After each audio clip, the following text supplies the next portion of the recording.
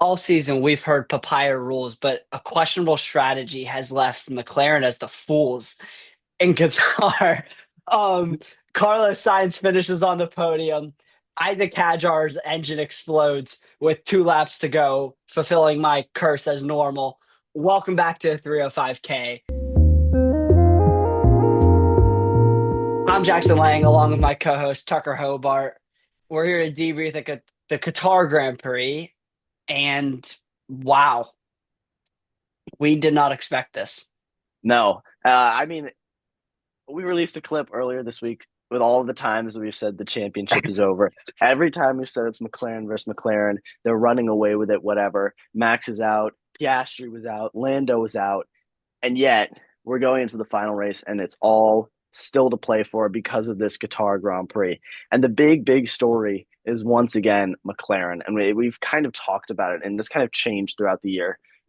For a while it was favoritism, then it was pit stop drama, then it was, how are the drivers reacting to each other? Now it's just the team as a whole, just so And it's silly. I mean, it's come up the pit previously stop. this season. Like we've mentioned previously just how horribly McLaren handled certain things, how they've handled who's the first driver, who's the second driver, especially Mhm. with Oscar when he had that big lead.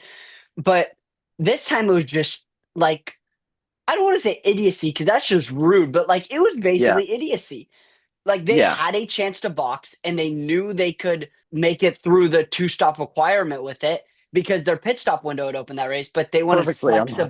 Yeah. flexibility. So Like, my big takeaway here is that there were, kind of two factors. And the first one is they're out in front. So they're kind of the model for everyone else to make a decision on. And you are turning different colors. But the big thing was is everyone besides them pitted. And had, 10 drivers stayed out, 10 drivers boxed, Verstappen would have come out, down in like, P9 or P11 or so, somewhere around there. And it would have been a vastly different situation where he would have to fight through to get back up. It still would have been a little bit dicey. But the fact that he finished every P4, single driver pitted, he I think, came besides right back Ocon. out. Yeah, besides Ocon, but then he pitted the next lap. So Oh, Verstappen, by the end of the safety car, was right on the gearbox of the two McLarens, and it really left them no time. They had to make up, what, 25 seconds in 10 laps? Just doesn't happen. And yeah. the other side of it, and this is really why I think they did it, was because of their McLaren rules and because of this kind of we can't prioritize a driver over each other. Because had they pitted, Oscar was sitting behind Lando, he would have. Sorry, was the other way around? No, no, Yes, it was yes, yes. Oscar in front. Oscar was dominant all week, and we'll Yeah, get yes. into this. Sorry, Oscar was excuse me, dominant but all weekend. yeah, the big thing was if they pit both of them, they have to double stack, and that kind of goes against Lando Norris. It could have put Max in front of Lando, had a mistake happen, whatever. So they avoided that so as to not prioritize Oscar Piastri, even though he was the one saying, pit me, pit me, pit me. This is the strategy. We have to do this. They don't do it because that would have, benefited one side.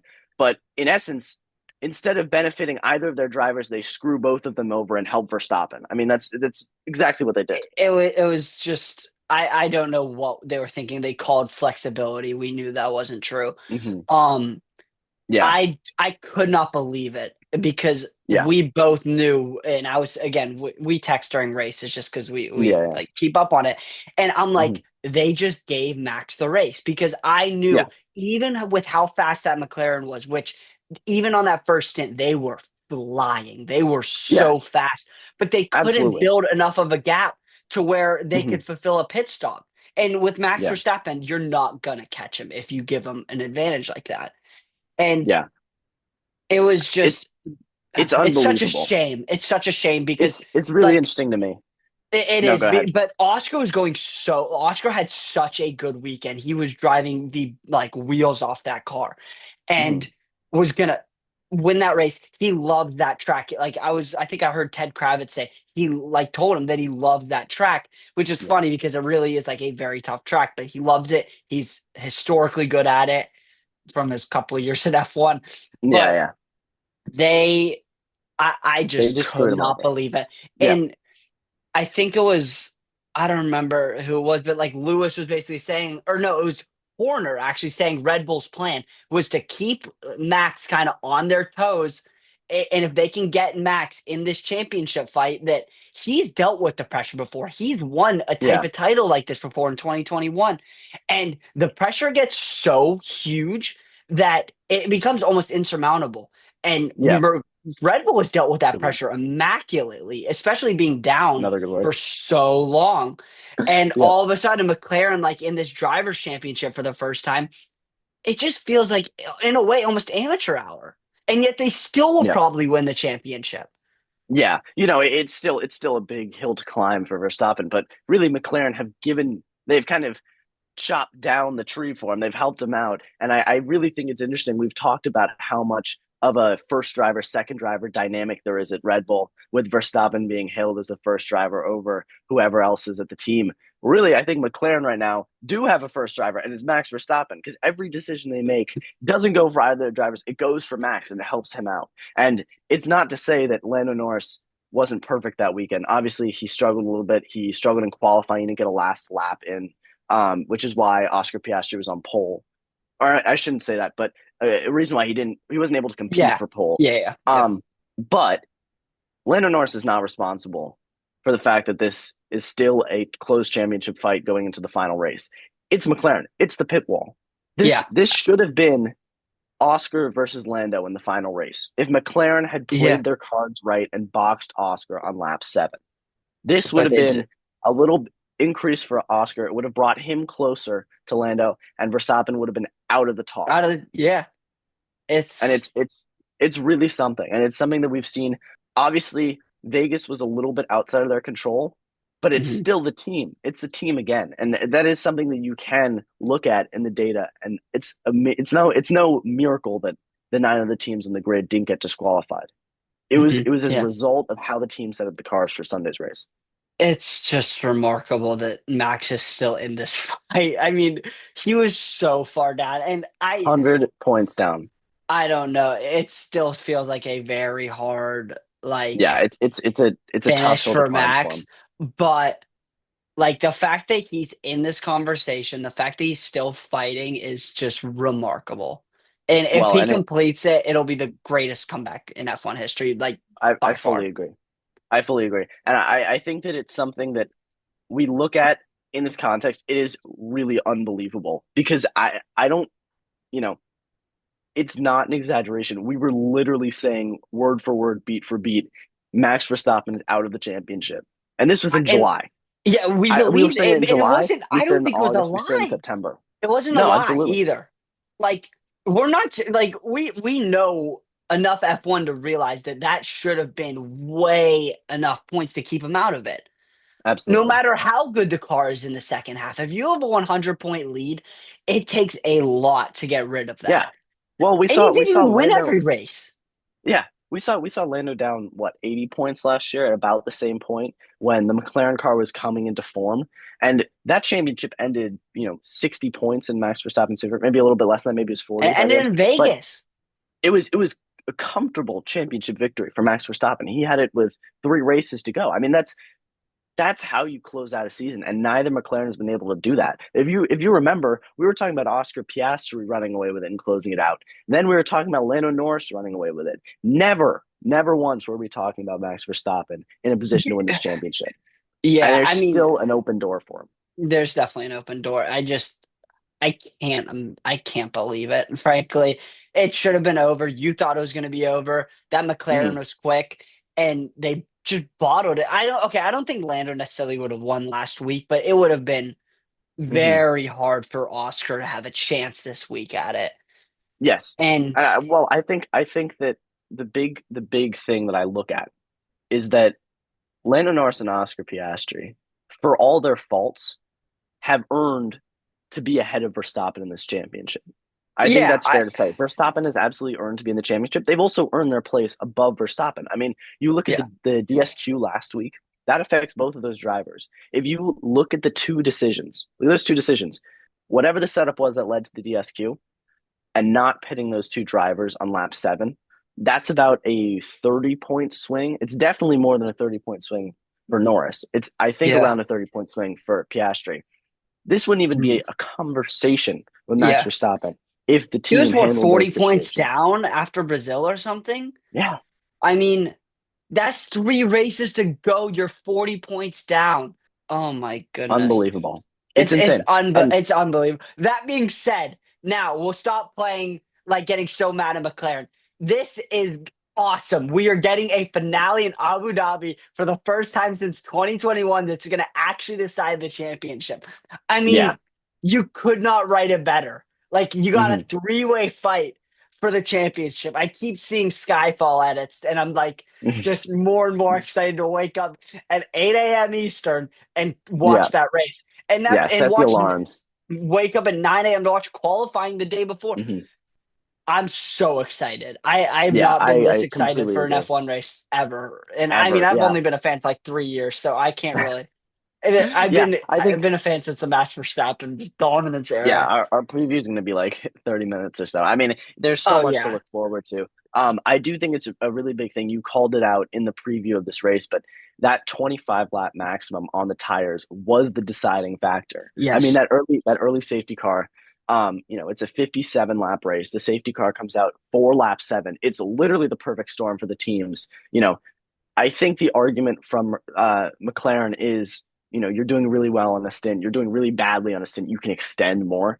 But really, it's a it's pit easier to stop. just get the strategy put into your hands. I mean, for Yeah. Verstappen, it was effectively turned into a one stopper from lap 7 on, while McLaren hmm had to do two stops. That Yep. really eliminates a lot of the issues with strategy. And Yeah, you know McLaren exactly what saw lap that you're gonna gift. pit. Yeah, they saw that gift and said, "Oh, but if we give Oscar Piastri this gift of a race win, Lando Norris might lose out to Max Verstappen." And all of a sudden, that's a little bit uh, too nice to one of our drivers because they both deserve equally bad treatment. So, in the end, it all works out for the fan because we're gonna have a huge yeah, matchup.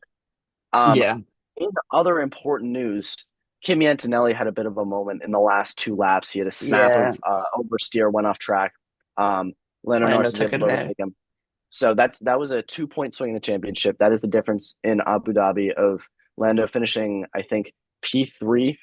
Had he Yeah. maintained that position behind Antonelli, P3 um, would not have won him the championship had Verstappen or have well if Verstappen wins in Abu Dhabi. hmm Now Verstappen needs Lando Norris to finish in P4 or below. So that does bring in another player into this mix that Verstappen needs to get a little bit of benefit from. Um, I will say the highlighted drive that won't get talked about because of the championship fight, and fairly not talked about, I think, because of the championship fight. But Carlos Sainz once again showing off, really. Yeah.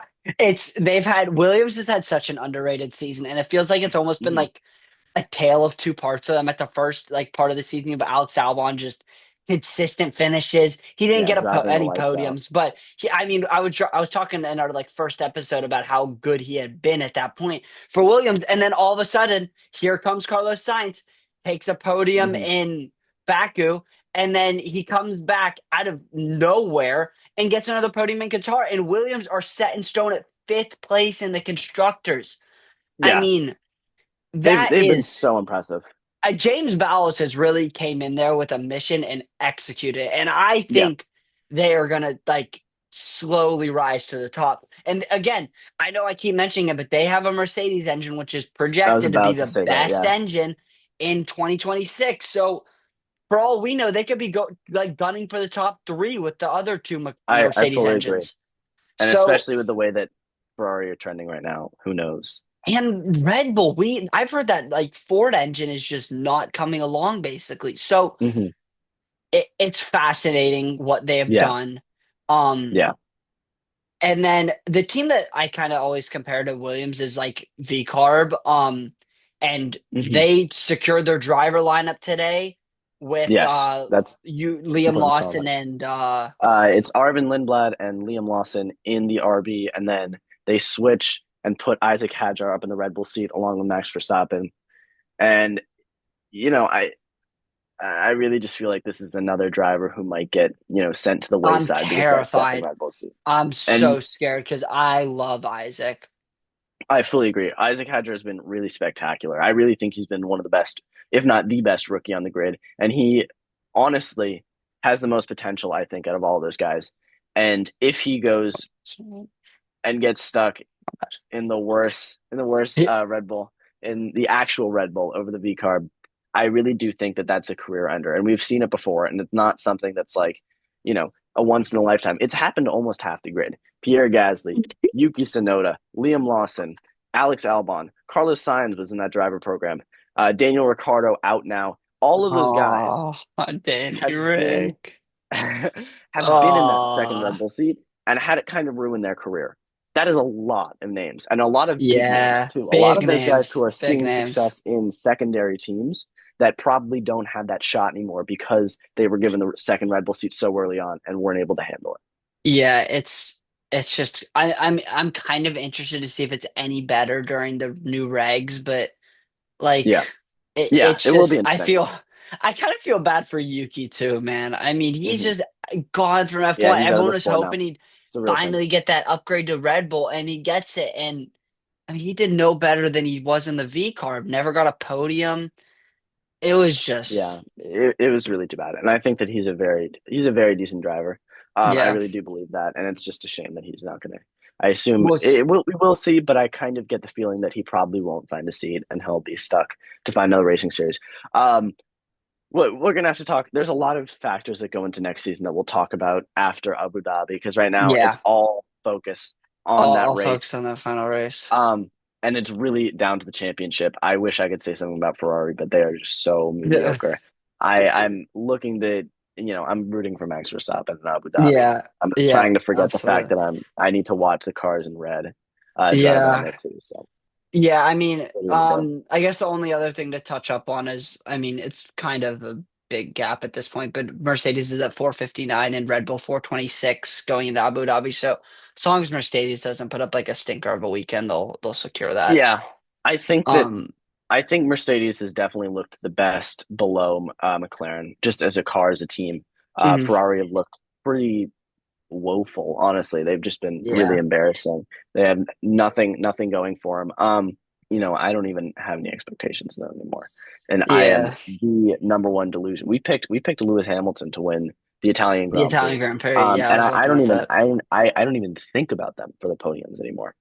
Yeah, Um, it's and for Red Bull, it's the Max Verstappen team. I think Yuki that's, Tsunoda is going to be told to send it into the side of Lando Norris and Piastri, and that's oh kind of my his God. only positive mission. Otherwise, it's save the mileage and putter on around until you cross the finish line. I don't think he's doing anything in Abu Oh Dhabi. boy. I just maybe he'll have a last hurrah and spoil the McLaren party or something like that. But it just really feels It'd like be he's not going interested. to contribute to those points.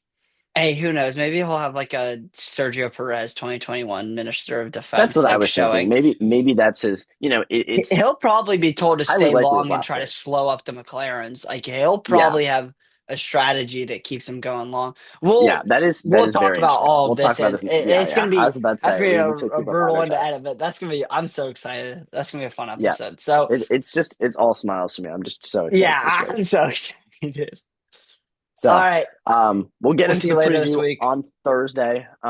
It's really exciting. I just cannot Yeah, wait for yeah. them to go racing again, nonstop. One last Take time. your drink early. I won't leave the couch for about 2 hours until we know who's champion of the world for 2025. Super exciting. And boy, they are just building plot for the Drive to Survive season, aren't they? Oh my gosh, that's gonna be cinema if this season has been enough. But don't worry, we'll get Mhm. like 2 to 3 Alpine episodes, Karen. Yeah, exactly. We'll get one about the politics of Haas or something like that. So thank you guys for watching. We'll see you Yeah, on probably Thursday or Friday for the breakdown. yeah. Sorry, for the preview of Abu Dhabi, the final race of the season. It's all coming to a crashing conclusion. And for the top three, they have to hope that it's not a crashing conclusion, but a nice, smooth drive around. So we will see, and we will have our picks. Thank you for watching.